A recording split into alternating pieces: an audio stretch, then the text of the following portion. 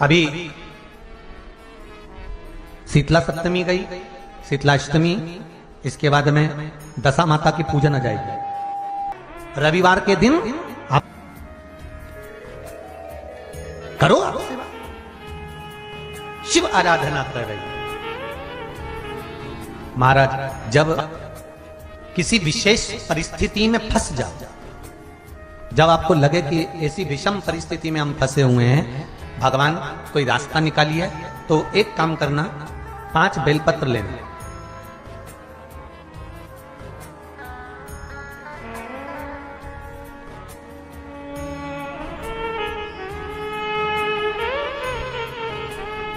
बड़ा ध्यान से देखना है और ध्यान से श्रवण भी करें। अगर कोई विषम परिस्थिति में फंसे हो, निर्णय नहीं मिल रहा, मंजिल तक नहीं पहुंच पा रहा, और ऐसा लग रहा है कि हमारा यह कार्य होना चाहिए, पर किस निर्णय पर जाऊं? ये वाली जॉब करूं, ये वाली जॉब करूं, ये वाला मकान खरीदूं, ये वाला खरीदूं, बेटी को पढ़ने भेजूं ना भेजूं, बेटे को वहां भेजूं ना भेजूं, बेटे का संबंध यहां करूं ना करूं, बेटी का संबंध वहां करूं यहां करूं। जब कहीं विषम परिस्थिति में फंस जाओ, कोई निर्णय नहीं निकल रहा हो, कोई निर्णय तक आप नहीं पहुंच पा रहे हो, तो 5 बेलपत्री, और 5 बेलपत्री की जो नीचे की जो डूट होती है, यहाँ का जो भाग होता है, जो डंडी होती है, इस डंडी पर इत्र लगाओ। 5 डंडी पर, जितनी भी 5 बेलपत्री की 5 डंडी पर इत्र लगाकर एक बेलपत्र, बेलपत्री के वृक्ष के नीचे भगवान शंकर की पंचायत का नाम लेकर, गणेश, विष्णु, शिव, दुर्गा, सूर्य, इनका स्मरण कर कर अपना हाथ उस बेलपत्र पर रखकर भगवान से प्रार्थना करो कि अब मेरा निर्णय आपको सौंप दिया गया है, आपको जो निर्णय करना है 24 घंटे के अंदर मेरे हृदय से वो निर्णय आप करा देना और सतमार्ग पर पहुंचा देना। निर्णय पक्का। जब कोई परिवार में निर्णय नहीं हो पा रहा हो, कोई विषम परिस्थिति में फंस गए हो, निर्णय होना जरूरी है, शिव की पंचायत में दे दो। आप कहीं पर भी दान करो, पुण्य करो, सत्कर्म करो, भजन करो, कीर्तन करो, वो भले तुम्हारे जाने के बाद अलग जन्म में मिल जाएगा, पर शिव महापुराण की कथा कहती है, जिसने शंकर को 1 लोटा पानी चढ़ाया है, शंकर का पंचाक्षर मंत्र नमः शिवाय, षडाक्षर मंत्र ओम नमः शिवाय, मूल मंत्र श्री शिवाय नमस्तुभ्यम, या महामृत्युंजय मंत्र, या शिव का किसी भी रूप में भजन, दान, पुण्य, स्मरण, संकीर्तन करा है, ये अगले जन्म में नहीं, ये आपको इसी जन्म में आपके जीते जी आपकी आंखों के सामने प्राप्त हो जाता है। मरने के बाद आपके जीते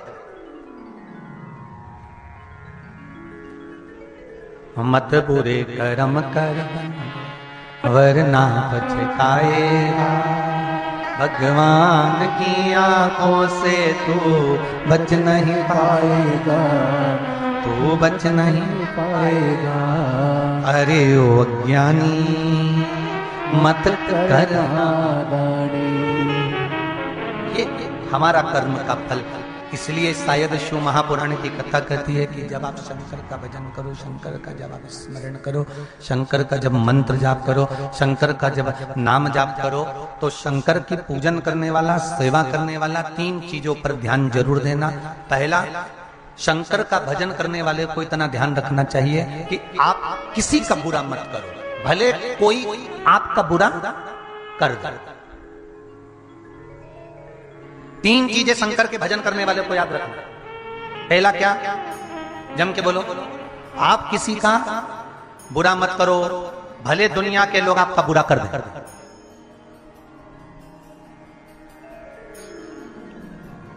एक प्रैक्टिकल करके देखो। कभी आपने प्रैक्टिकल कर देखना है, छोटा सा।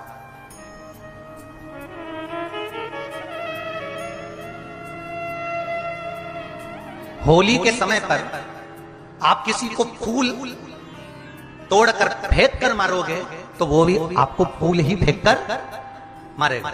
आपने किसी को गुलाल फेंक कर मारी तो वो भी आपको, जम के बोलो, गुलाल मारेगा।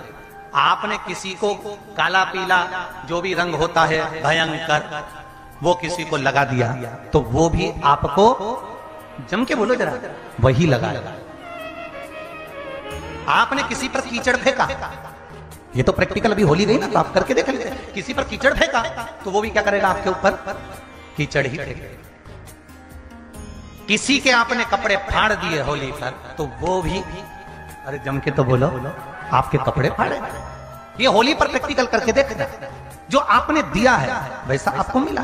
फूल दिया, फूल मिला। रंग दिया, रंग मिला। कलर मिला, कलर दिया तो कलर मिला। कपड़े फाड़े तो कपड़े फाड़े गए। आपने जैसा कीचड़ दिया, कीचड़ मिला। जैसा आपने दिया है वैसा आपको प्राप्त होगा। इसलिए शिव पुराण कहती है कि शंकर के भजन करने वाले को, शंकर के स्मरण करने वाले को, शिव नाम जपने वाले को, शंकर की भक्ति में डूबने वाले को, शंकर का स्मरण करने वाले को कभी किसी का बुरा नहीं करना चाहिए, ना किसी के लिए अपशब्द कहना चाहिए। चाहे दुनिया के लोग कितना भी बुरा कर दे, कितना भी अपशब्द कह दे, कितने भी ताने दे दे, कितना भी बुरा कर दे, उनको करने दो, पर अपने को नहीं। दूसरा, शंकर के भजन करने वाले को चाहिए कि बन सके तो किसी की सहायता।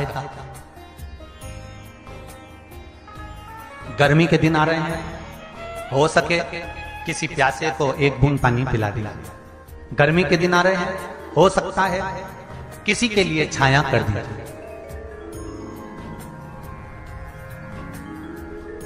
किसी भूखे को भोजन करा दिया।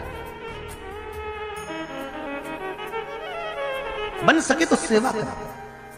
तीसरा, शिव पूजन करने वाले को, शंकर के भजन करने वाले को, शंकर के स्मरण करने वाले को तीसरा बात कही गई कि आप कभी भी किसी दूसरे देवता की निंदा मत।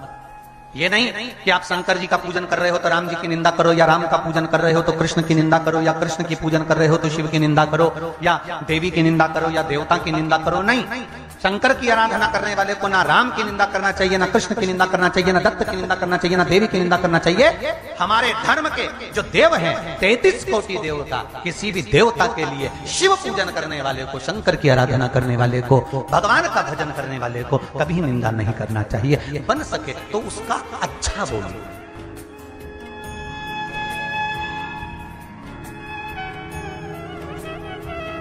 बन सके तो कुछ अच्छा करिए। एक कथा आती है, दो ब्राह्मण एक ही गांव में रहते थे। एक गरीब था, एक अमीर। एक के पास में धन नहीं है और एक के पास में धन बहुत है। दोनों ब्राह्मण साथ में रहते थे, पड़ोस पड़ोस में निवास था दोनों का, एक बाजू बाजू रहते थे। एक गरीब था, एक अमीर था। एक दिन जो गरीब ब्राह्मण था ना, इसकी पत्नी रोज चिड़चिड़ करती थी। एक दिन एकादशी का दिन था और एकादशी के दिन इसकी पत्नी ने कहा था, जाओ बच्चे भूखे हैं, कोई सामान लेकर आओ। अब वो गया, बेचारे को नहीं मिला। गरीब बड़ा तो था ही, धन था नहीं, कहीं पूजन पाठ अर्चना आराधना नहीं मिली, कुछ प्राप्त नहीं हुआ, तो वो वापिस लौट आए। वो वापिस आ गया। अब पत्नी ने कहा, कुछ लाए हो? पति बोला, कुछ मिला नहीं। कहां से लाता? आज एकादशी का दिन है, सबकी एकादशी का व्रत है, किसी ने कोई दान दिया ही नहीं। ओ, अब तो पत्नी ने जो गरजना चालू करा, होगी कहीं की जगदम्बा। अब जो गरजना चालू करा तो बेचारा ब्राह्मण मन में सोचा, इससे तो मर जाऊं तो अच्छा है, काहे की जिंदगी मेरी, से तो अपने प्राणों को त्याग दूं तो अच्छा। और ब्राह्मण निकल गया जंगल की ओर, और आज सोच कर गया कब लौट कर नहीं आऊंगा, अपने प्राणों को त्याग दिया। शिव महापुराण की कथा बहुत सुंदर बात कहती है, कितना भी क्रोध आए, कितना भी गुस्सा आए, कितना भी झगड़ा हो जाए, कितना भी किसी से क्लेश हो जाए, 10 रोटी ज्यादा खाओ पर मरने का प्लान कभी मत बनाओ। कितना भी झगड़ा हो, कितना भी घाटा लग जाए, कितना भी क्रोध आ जाए, चाहे पूरी की पूरी कंपनी डूब जाए, पर मरने का कभी प्लान मत बनाना, मरने का मत सोचना। धन उसने दिया था, संपदा उसने दी थी, विवाह उसने कराया था। तुम्हारे भाग्य में अगर लड़ने वाला ऐसा मिला है, झगड़ने वाली ऐसी मिली है, तो टेंशन लेने की जरूरत नहीं है। उसने निभाने के लिए दिया है ना, तो झगड़ो, लड़ो, जो कुछ करना है करो, पर मरने का प्लान कभी मत बनाओ कि मैं मर जाऊंगा और मैं तो चले जाऊं, मैं डूब के मर जाऊं। क्या मतलब मरने से? क्या मतलब है मरने से? तुम तो जिंदा रहो, उनकी छाती पे मूंग डलो। क्यों मरे?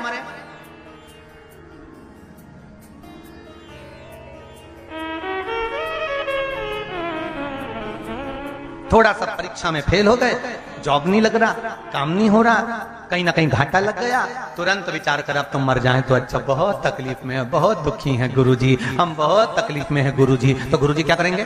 गुरुजी तो रोज कथा में कहते हैं शंकर पर विश्वास करो, शिव पर स्मरण करो, शंकर का भजन करो, शंकर की भक्ति का धारण करो, शिव पर 1 लोटा पानी चढ़ाओ, ज्यादा तकलीफ है, ज्यादा दुख है तो बेलपत्री का कमल बनाकर उस पर चावल रखकर शंकर को समर्पित करो।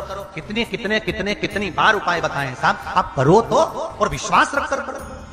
ये लिखा किसी ने पत्र में, देखो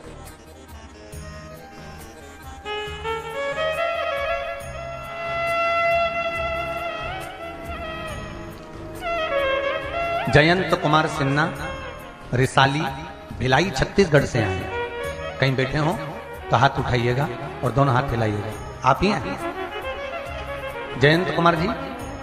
आपने लिखा है, हर हर महादेव गुरुजी, व्यासपीठ को नमन करता हूं। बाबा, मैं शिव जी की महिमा का क्या बखान करूं, बाबा ने मुझ पर बहुत कृपा करी है।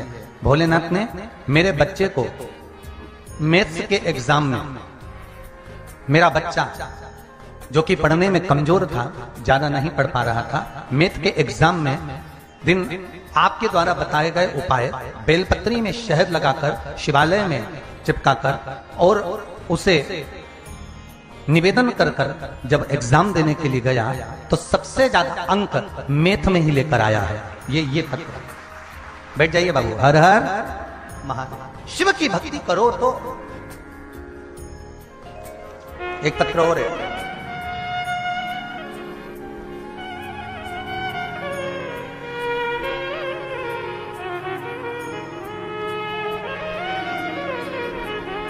लीना श्रीवास्तव, PCS सनमा गांव। वो राइटिंग थोड़ी सी भारी है, आस्था चैनल पे भी पत्र है, राइटिंग थोड़ी भारी है, परंतु फिर भी ठीक है, बाबा के कहीं बैठे हो ना तो लीना श्रीवास्तव या सीमा श्रीवास्तव जो भी लिखा होगा, PCS सनमा गांव, रानमा गांव या सनमा गांव, कहीं बैठे हो तो हाथ उठा देना। कहीं हाँ, अच्छा उधर हो क्या?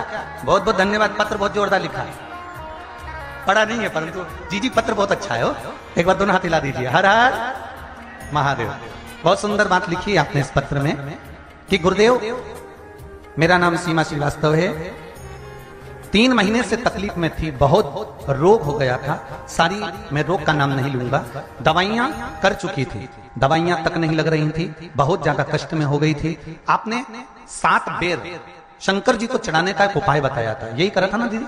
7 बेर शिव जी को चढ़ाने का एक उपाय बताया था। मैंने वो उपाय करा और करने के बाद जो जैसा आपने कहा था वैसा की वैसे ही किया। मुझे 5 दिन के अंदर अंतर आ गया, अब मैं ठीक हूं और कथा में आकर बैठी हूं। ये शिव कृपा। बैठो बहन, बैठो। श्री शिवाय नमस्तुभ्यं। बाबा ने मेरी सुन ली और मैं कथा में आकर बैठ गई। ये शिव इस समय अब करो ही ना। सारे दुनिया के लोगों को एक आदत पड़ गई है, मालूम कौन सी? कि कुआं कोई खोद दे, पानी हम पी लें, सारा काम गुरुजी कर दें और लाभ हमको मिल जाए। पर शिव महापुराण थोड़ी सी उल्टी चलती है। और लोग कहेंगे तुमसे, तुम चिंता मत करो, हम बैठे हैं, हम सब कर देंगे, तुम तो जाओ आराम से चादर तान के सो। पर शिव महापुराण की कथा कहती है, जो उपाय शिव महापुराण में जैसे शंकर के भजन, शिव का स्मरण, शंकर की भक्ति, शंकर का जैसा जैसा उपाय स्मरण कहा गया है, वैसा यदि करोगे तो यह पक्का है कि शंकर आपके लिए सारे रास्ते खोल देंगे, सारे मार्ग। वो कृपा जरूर है।